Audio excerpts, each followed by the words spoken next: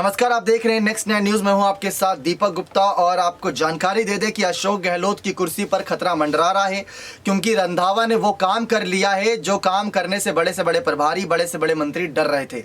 विधायकों के साथ बड़ी बैठकें, जी हां, बड़ी बैठकों को लेकर हमने कई बार जानकारी दी और बड़ी बैठकें अब एक एक करके की जा रही हैं।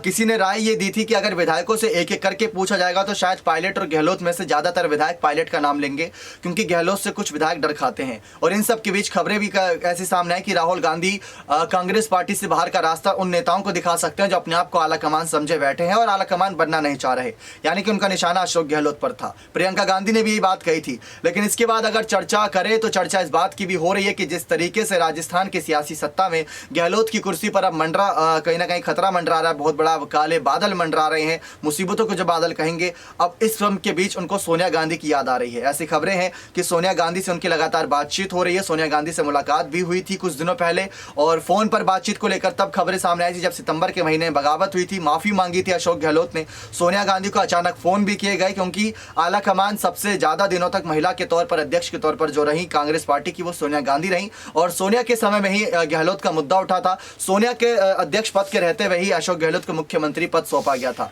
यह अच्छी बात थी कि जिस तरीके से वहां पर सोनिया राहुल के फैसले नजर आ रहे थे कांग्रेस पार्टी के पक्ष में। लेकिन इन सब के बीच अशोक गहलोत के द्वारा फोन पर की जा रही बातचीत इस बात की ओर इशारा कर रही है कि गांधी परिवार में से अगर राहुल पायलट के समर्थन में है, प्रियंका पायलट के समर्थन में है, तो सोनिया को अपने समर्थन में लाने के लिए गहलोत लगातार कोशिश में रहते हैं। और सोनिया की बात को तो राहुल भी नहीं काट सकते, प्रियंका भी नहीं काट सकते और मल्लिकार्जुन खड़गे भी नहीं काट सकते। तो गहलोत जिस तरीके से पहले अध्यक्ष पद से कुर्सी से बचते नजर आए, फिर उसके बाद यहां पर उनका फैसला नजर आया कि कहीं ना कहीं वो पूरी तरीके से खिलाफ जाते नजर आएंगे यहाँ पर अपने विधायकों के भी, और उन्होंने अपना सीएम पद बचाए रखा। तो उनकी कोशिश गहलोत की यही रही है कि आला कमान के हमेशा समर्थन में रहें। अगर आप देखें तो ज़्यादातर एक साथ मंच पर पायलट और प्रियंका नजर आ जाते हैं, लेकिन प्रियंका और गहलोत जल्दी नजर नहीं आते। लेकिन अगर आप ये भी गौर करें तो सोनिया और गहलोत साथ नजर आ जाते हैं, सोनिया और पायलट बहुत कम नजर आते हैं। भले ही पायलट बैठक करते हैं लेकिन बहुत कम नजर आते हैं।